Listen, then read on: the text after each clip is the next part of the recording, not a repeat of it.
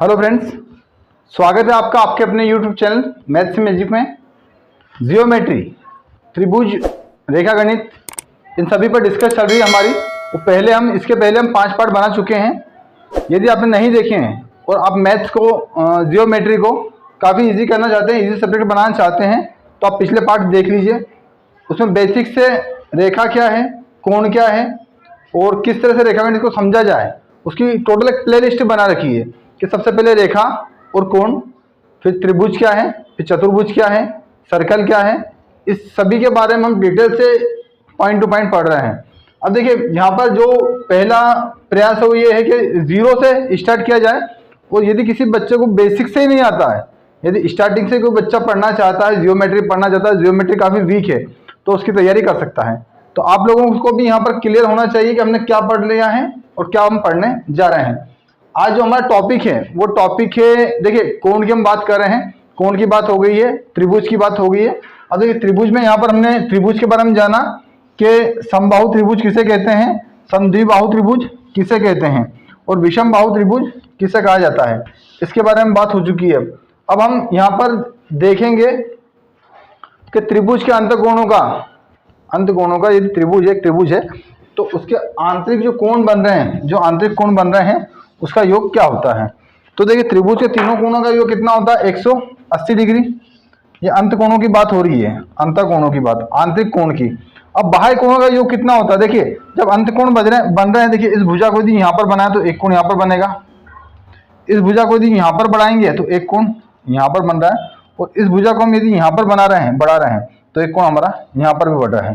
तो यहाँ पर तीनों बाह्य कोण का योग कितना होगा, तीनों बाह्य कोण का योग कितना होगा।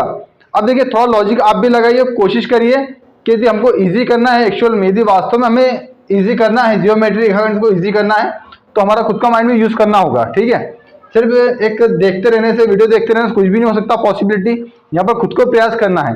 सीधा फंडा ये देखिए 180, यहाँ पर आपसे कहा जा रहा है कि त्रिभुज के तीनों कोणों का योग यदि 180 डिग्री है, तो यहाँ पर एक कोण का माप जो 60 डिग्री, एक हम मान के चल रहे हैं कि त्रिभुज के तीनों कोणों का योग यदि 180 डिग्री है, कि त्रिभुज के एक कोण का योग, एक कोण का माप कितना, 60 डिग्री। अब देखिए एक सरल रेखा पर यदि कोण देखिए 180, ये कितना बन रहा है, 180 डिग्री का।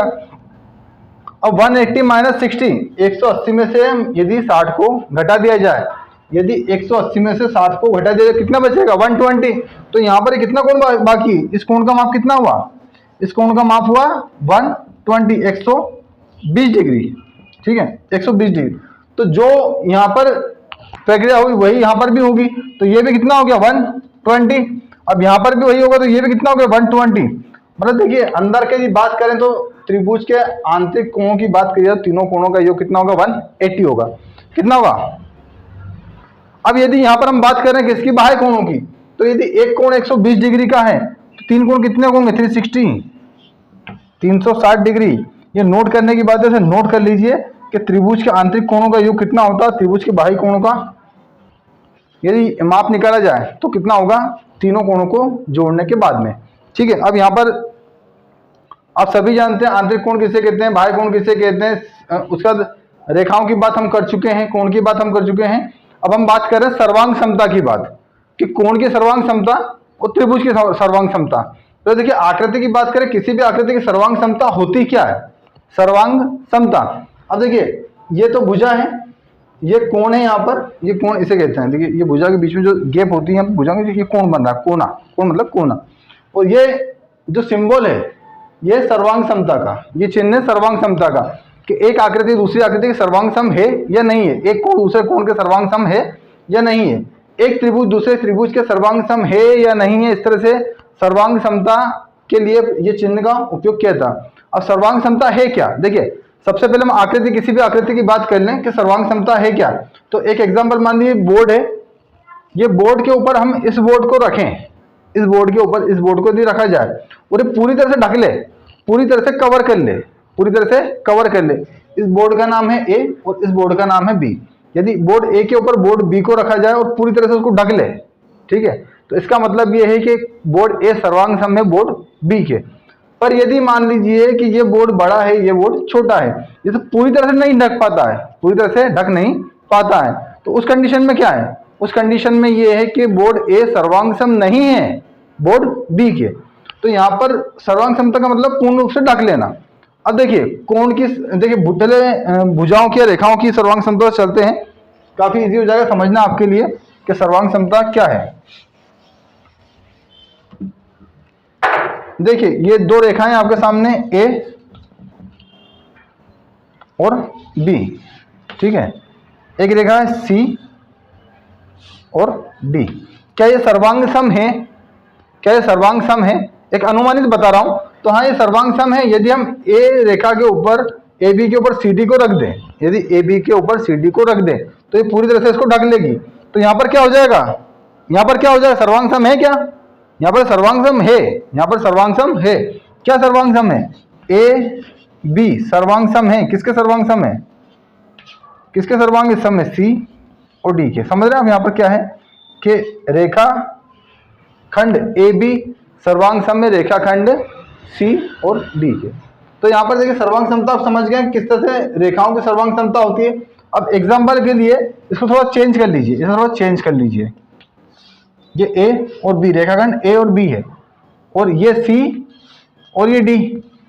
तो क्या ए बी सर्वांग सम है सी और डी के?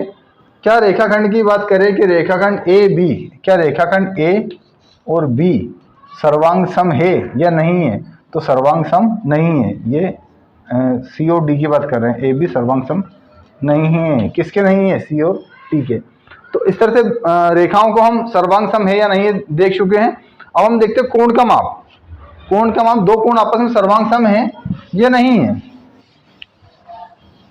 तो एक देखिए इस तरह से आकृति कोई भी काट के निकालना संभव नहीं है, आप समझने की कोशिश करिएगा यहाँ पर कि समझाना क्या है, समझना क्या है। देखिए ये ए है, ये बी है और ये सी है।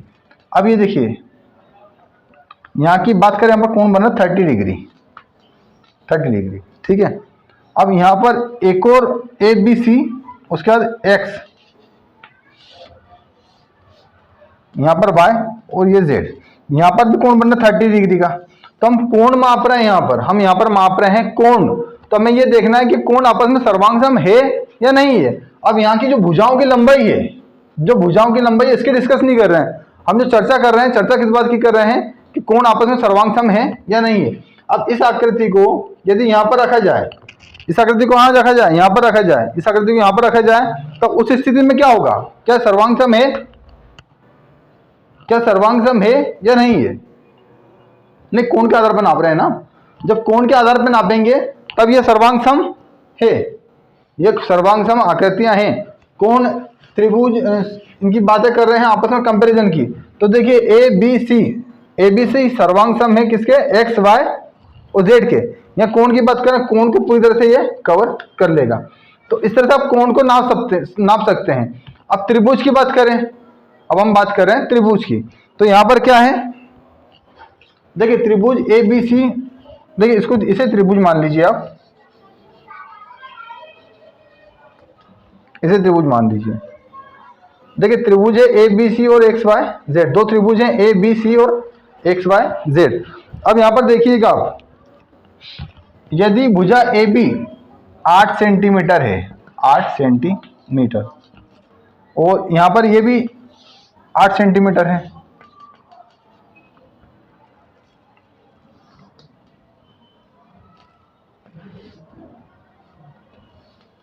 यहाँ पर है 4 सेंटीमीटर, यहाँ पर है 4 सेंटीमीटर, ठीक है, 4 सेंटीमीटर, ठीक है, और यहाँ पर कितनी है? 7 सेंटीमीटर, 7, 4 और 8, ठीक है, 8, 4 और 7, ठीक है। इस तरह से ये क्या है, इस तरह से आप भुजाओं के कोण पर आप देखेंगे, इस त्रिभुज के ऊपर सुमेलित करते हैं, रखते हैं, कंपेयर करते हैं। तो ए बी, ए भुजा की बात करें, भुजा ए बी की, भुजा ए और बी बराबर है, ए और बी बराबर किसके हैं? देखिए यहाँ पर x था, ये y था, ये z था, तो x y के, ए बी बराबर है किसके? x और y के। BC बराबर है y और z के। तो बी और सी बराबर है, किसके बराबर है, वाई के और जेड के। अब उसके बाद में देखिए जेड एक्स किसके बराबर है, सी और ए के। सी और ए बराबर है किसके बराबर, जेड के और एक्स के। तो यहाँ पर देखिए आप यदि सारी भुजाएं बराबर हैं, आपस में दूरियां बराबर हैं, तो यहाँ पर त्रिभुज ए बी सी सर्वांग सम है त्रिभुज एक्स वाई जेड के। तो यहाँ पर त्रिभुज ए बी सी, देखिए त्रिभुज को इस तरह से प्रदर्शित करते हैं, त्रिभुज ए बी और सी सर्वांग सम है, किसके सर्वांग सम है, एक्स वाई जेड के। तो यहाँ पर आप काफी आसानी से सर्वांग समता को समझ सकते हैं कि किस तरह से त्रिभुज, कोण, भुजाएं आपस में सर्वांग सम है या नहीं है, इसे किस तरह से निकाला जाए। अब त्रिभुज के बारे में देखिए, त्रिभुज के सभी प्रकार को समझ चुके हैं, रेखाओं के सभी प्रकार को समझ सके हैं, ठीक है। अब त्रिभुज का माप कर किस तरह से निकालना है, कोण का माप कर किस तरह से निकालना है, आंतरिक कोण का माप किस तरह से निकालना है, त्रिभुज का परिमाप किस तरह से निकालना है, त्रिभुज की तीनों भुजाओं को जोड़कर त्रिभुज का परिमाप निकाला जाता है। और उसके बाद में त्रिभुजों को आज हमने ये भी सीखा है कि त्रिभुज आपस में सर्वांग सम है या नहीं है, कोण आपस में सर्वांग सम है या नहीं है। तो आइए इस टॉपिक को आज अगले पार्ट में हम सर्कल, वृत्त को लेकर आने वाले हैं कि वृत्त को किस तरह से समझा जाए, चतुर्भुज को किस तरह समझा जाए, बहुभुज को किस तरह समझा जाए। तो इसी पार्ट को आगे बढ़ाने के लिए हम अगले पार्ट में देखेंगे किस तरह से हम ये सीख सकते हैं। तो आज के जो वीडियो उसको यहीं पर क्लोज करते हैं। और सर्वांग समता को आप तभी समझ सकते हैं जब आप इसकी प्रैक्टिस करेंगे, इसकी प्रैक्टिस होना है पर ही हो पाएगा।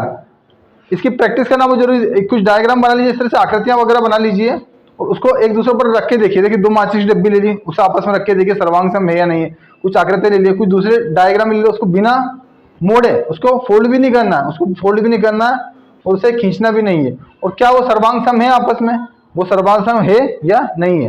तो इस तरह से आप काफी आसानी से समझिए यहाँ पर कि सर्वांग समता किस तरह से कोण के और रेखाओं के और त्रिभुज के और किसी भी आकृति के बीच में संबंध दर्शाती है।